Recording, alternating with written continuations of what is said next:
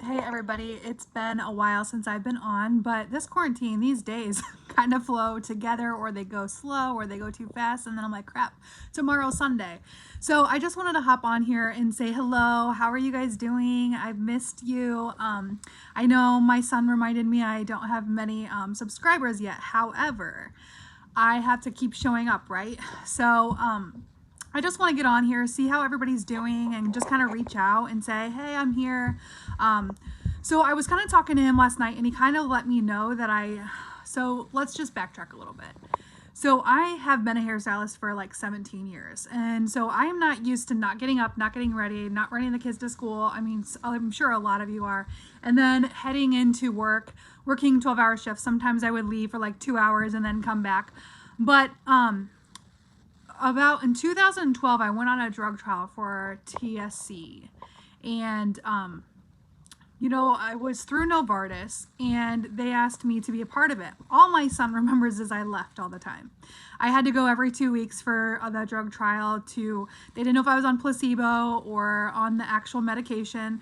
However, I was gone every 2 weeks for the month for the first 6 months. And then, it was just this whole thing, but it was 5 years long. And then we got it approved to, be approved to shrink tumors, angiomyolipoma in the kidneys. And then, they came out with a facial one for angiofibromas on the skin. And then it helped the SEGAs, which my daughter has a cerebral fluid part of her brain. She has a tumor that's inoperable. So we've just been through crazy, crazy things. After I had gotten divorced from their father, I had moved into a 1-bedroom, literally slept on the couch. They were young enough to share a room. And so he just remembers, we left, and then I was in this drug trial, and I worked 4 jobs. I worked for my father. He owned a roofing company, and I would just help organize his clients. And then on my days off, I would either go work with people with disabilities. I say abilities because they can do so much. But I would do sleep shift there, and then I would be a hairstylist during the day. So I was working around the clock all the time.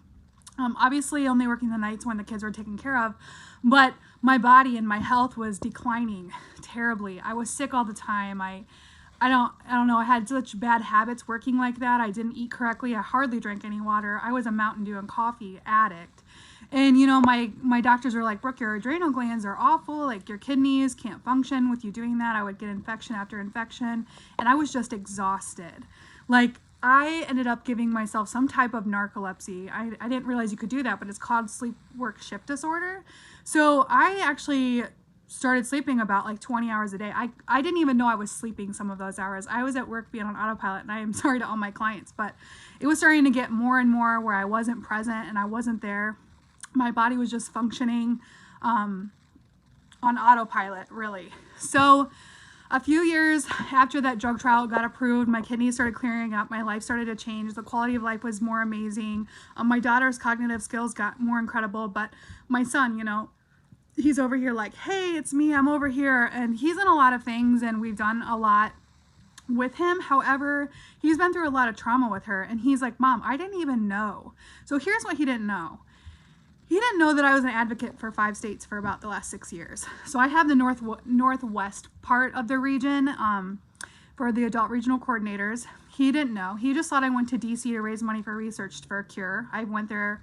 I've been a volunteer since 2013. 2012, I think I paid my own way. And ever since then, I've been part of the Alliance. And, there's things you do during the year that you get rewarded and get to go to Capitol Hill. They reimburse you, if you're a part of it, different things. There's different things. You can be like a chair of the Alliance or just different parts. So my role is the adult regional coordinator. I'm also a resource for 5 states. And then it started as the adult task force, and then it switched over so we could cover more regions, and then we got, more people. And then as time went on, I was getting better. My health was, it was okay. I wasn't working 4 jobs. I was able to stop that. But I was still just dragging. And Rain, my daughter, she got a little tougher. She had started her hormones in puberty, and just the tan started coming out, which is tuberous sclerosis, neuropsychiatric disorder, and not having a right frontal lobe doesn't also help that teenager mood. Plus, on top of it, then you deal with the impulsivity, the no reasoning, the decision making. It's like it's absent. So, Talon, I had to put things in place, and it took me about 18 months to get things in place for my daughter, for a provider through the state, approved for hours for respite care, different things so I could spend more time with him. And all this time, he's like thinking, like, why aren't you spending time with me? And I was, but I had to clear the path and make a way to spend time with him. So before all that started, May of 2018 is when we started that. She had kind of like went off a little bit and kind of went crazy on him and scared him, traumatized him a little bit.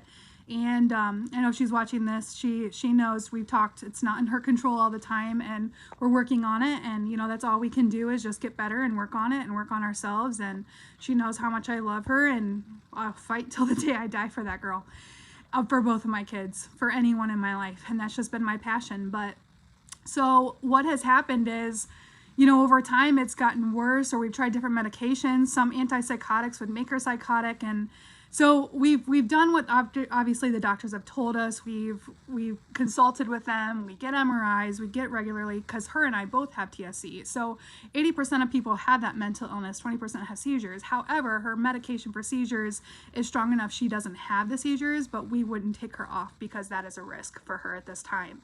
So with having all of that involvement, my son was just kind of, she's away for a couple of days just to take a break, because sometimes her and I, between the TSC emotions, just kind of need that downtime to just kind of come back. And we really, it's hard for us. It's a separation anxiety that I don't know if some of you parents that have went through your kids get. You've went through so much of this trauma with them that you don't know what it's like to be without them. And so then when you are without them for a couple days, or you have a break, you don't know what to do with yourself because you're used to that chaos. And I always call it the calm and the chaos. So in May 2018, when I reached out and said, listen, I need a village. Like, I need help. I won't be able to raise my son the way I want to raise him. He won't be able to be in things. I can't be present with him. I was exhausted. I was crying in fetal position daily. I was depressed. I was afraid I'd revert back to that person before I had started my drug trial, which was like I had agoraphobia and those different things. My friend reached out to my post of, not being able to sleep at night, shopping, and didn't even know packages would show up because I was just incoherent with what was going on. It was destroying my life. I was in some kind of tornado, and it was exhausting. So, I reached out and I said, listen, I need something that can help me be healthy. And so I have found something to fill in those nutritional gaps. For me personally, it's not for everybody, but what it's done for me is help give me that nutrition, that clean energy, that mood support. So for me, it's been incredible, and it's been a life changer. Adding that into my life, allowing a village, swallowing my pride, getting rid of my ego, and saying I can do this all by my damn self is bullshit. Sorry for the, but it is. You can't do it alone. You are not Supermom. You are not Betty Crocker. Being in this quarantine, I am not making, homemade anything because, well, I'm making food, but I am not, that's not who I am. And for those of you that have been able to do those things, I commend you, because that takes a lot of, yourself and time and effort and knowledge. I don't even know how to make a sewing machine, put it together, sew a button, nothing. There's other things that I'm great at. I'm great at being there for you. I'm great at listening. I'm great at supporting you, encouraging you, loving you through it.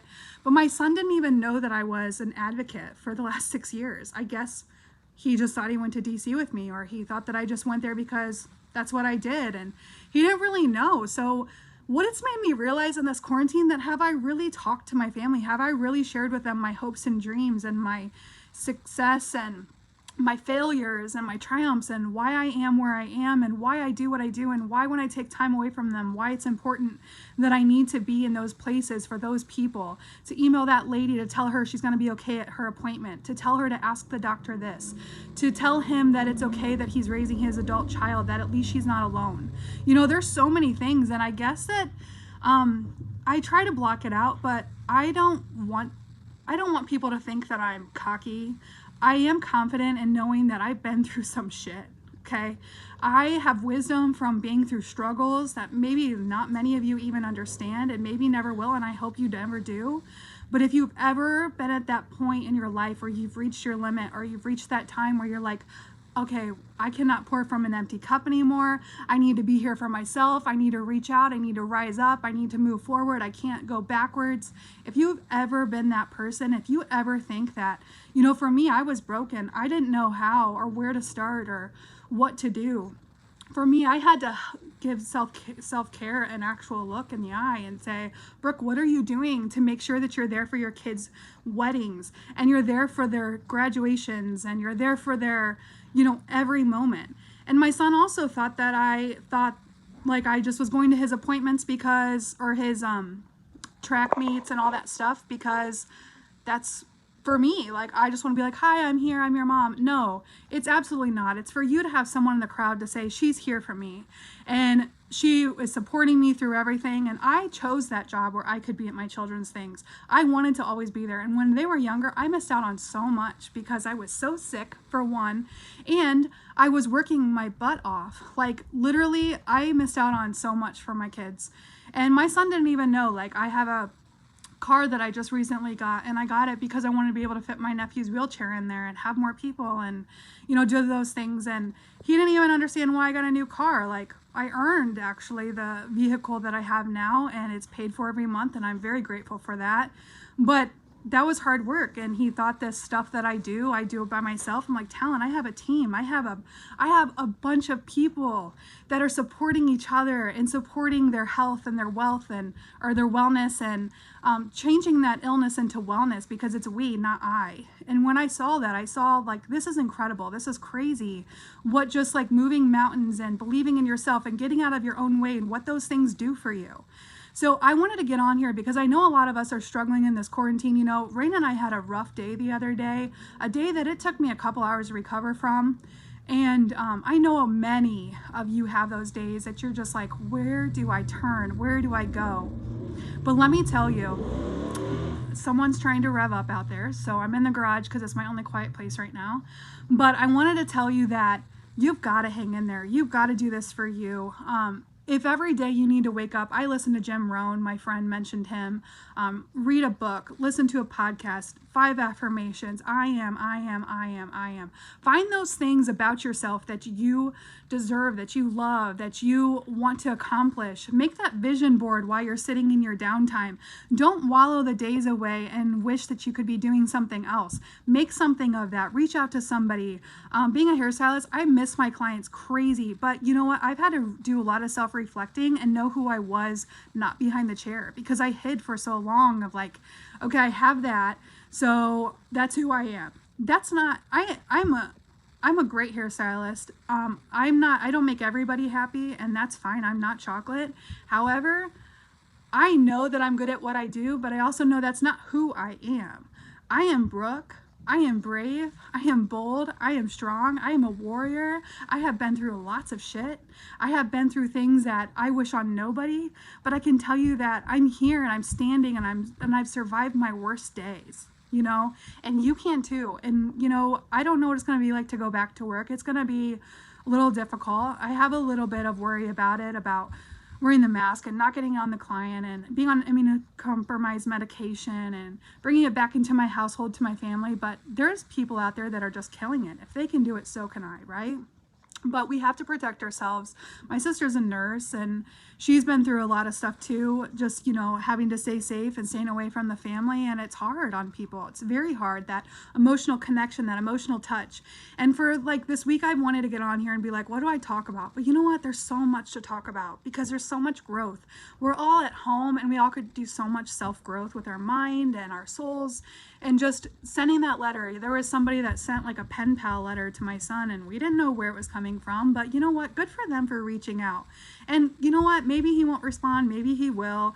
Just depends on whatever he's doing that day, but you've reached out. Good for you. You know what? People need to know that they're thought of. This is a hard time for seniors. It's a hard time for kindergartners that are graduating, different people and different huge things in their life that can't be celebrated like normal. We just had a person close in our town that passed away. What kind of service is he going to get? it's just not fair times right now at all. But we have to just celebrate what we have, the growth that we're getting. Build your friendships while you can. You know, you have this time. And some of you are still essential workers and out there, and I am so thankful for you. But right now, with all of us at our home, make it count. Make it simple but significant. So what I'll leave you guys with is take care of yourself, take care of your health, take care of your mental health. It's so important right now for all of you. Yes, I'm in my garage leaning on my car because that's my only quiet space. And if you need to find a quiet space, it might not be a cute little nook. It might not be a cute little bean bag with a little, you know, like hut or anything, whatever. I don't know what you got going on. Find that place that you can find you, because sometimes it just has to be in the quiet. So you guys have a wonderful day. Thank you for letting me share. I will be on more often. I just wanted to get on here and say the struggle doesn't have to be real. Okay? You're not alone.